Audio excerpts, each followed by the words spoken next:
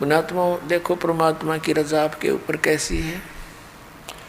थोड़ी सी गर्मी होती है, परमात्मा बच्चा अपनी प्यारी आत्माओं के अमृत बरसा देते हैं, ठंड सी कर देते हैं कि ताकि ये बच्चे परमात्मा की मेरी महिमा को सुन लें।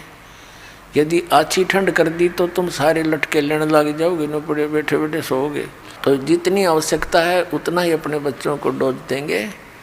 और पुण्यात्माओं, जिसमें पूरा विश्व इस सत भक्ति को स्वीकार करके और अपने अपने घरों में ये पांचों यज्ञ किया करेगा, फिर देखना सतयुग में ऐसा होता था, इतने पुण्यकर्मी प्राणी होते थे। यदि कोई 10 व्यक्ति बैठकर और चर्चा कर देते थे कि भगवान वर्षा नहीं हुई, आपके बच्चे दुखी हो गए, उसी समय परमात्मा वर्षा कर देते थे। यानी कोई अभाव सतयुग में नहीं होता था। पिता से पहले पुत्र नहीं मरता था, स्त्री विधवा नहीं होती थी। अब पुण्यात्माओं, जब हमारे कर्म सुधर जाएंगे और जो हम कर्म कर रहे हैं सत भक्ति ये पूरा विश्व करेगा, तो सब वही सतयुग जैसा ही एक बार फिर से वातावरण होगा। ये तो भगवान ने बोल ही रखा है, तो होगा ही होगा, इसलिए तो रोक के नहीं सकता। तो ये तरीका अब स्टार्ट हो गया, इसकी प्रारंभ हो गया है अब सतयुग आने का। इस ज्ञान से बात बनेगी। हाहाकार मची हुई है, भाई बहन का प्यार रहा ना माया माया दिखे हैं। सारा दिन जोड़ तोड़ में जीवन जाता है।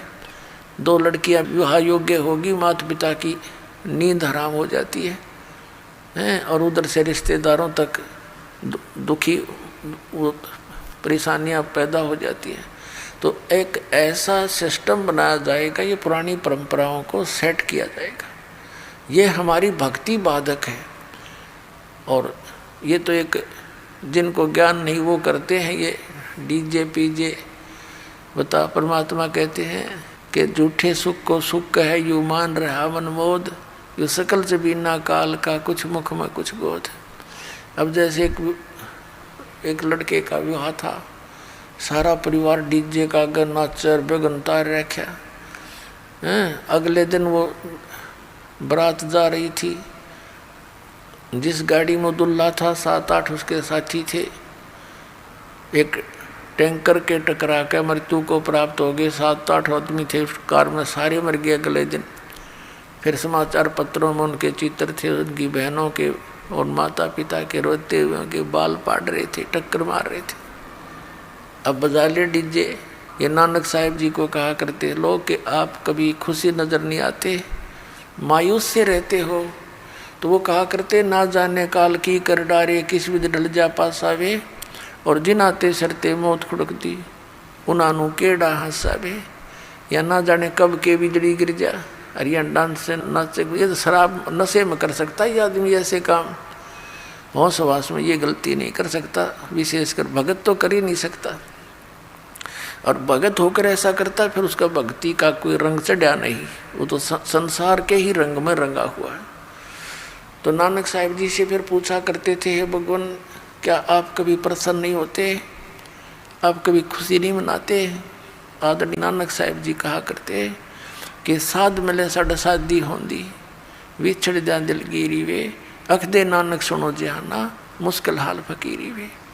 कि जब सत्संग होता है, सत्संग क्या करते थे नानक साहिब जी, कहते थे जब सत्संग होता है और मेरे बच्चे वापस आते हैं तो मुझे खुशी होती है। और जब ये यहाँ से जाते हैं सत्संग होने के बाद अपने अपने घरों को, तो मुझे चिंता लग जाती है कि कहीं काल के दूत मेरे इस बाग को खराब ना करते हैं, किसी पौधे को कीड़ा ना लग जाए, यानी कोई काल का दूत भ्रमित ना कर दे।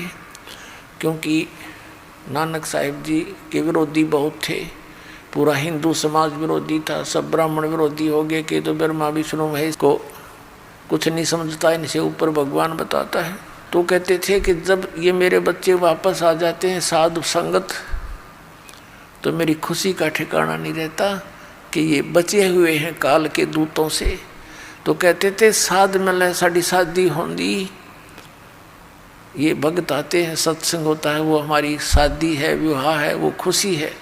साध मिले साढ़े शादी होंदी, विछड़ जा दिलगिरी वे, अख दे नानक सुनो जिहाना, या मुश्किल हाल फकीरी वे। फकीरी माने भक्ति, मुश्किल हाल फकीरी वे, कि ये भक्ति इतनी कठिन बना दी इन लोगों ने, क्योंकि हमारी मर्यादा जो है वो समाज से मेल नहीं खाती।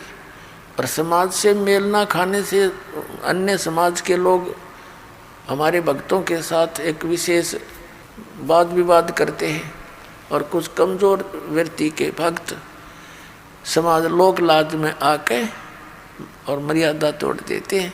मर्यादा टूट जाने के बाद फिर परमात्मा साथ नहीं देता। तो पुण्यात्माओं, हमने इन सब व्यवस्थाओं को सेट करना है। बुद्धिमान समाज है, कोई किसी के ऊपर जो दास नियम बताता है, ये कोई थोपे नहीं जाते। ये विद इसको पूर्ण ज्ञान के साथ आपको बताया जाता है कि ये करने से हमें भक्ति में यह हानि होगी और ऐसा न करने से हमें ये लाभ होगा। तो फिर बुद्धिमान समाज इसको स्वीकार कर रहा है। छोटे छोटे बच्चे भी आते हैं, कहते हैं जी मेरे पापा ने मेरे से बीड़ी मंगा ली, बंडल मंगा लिया, बहुत रोते हैं, मेरा नाम टूट गया।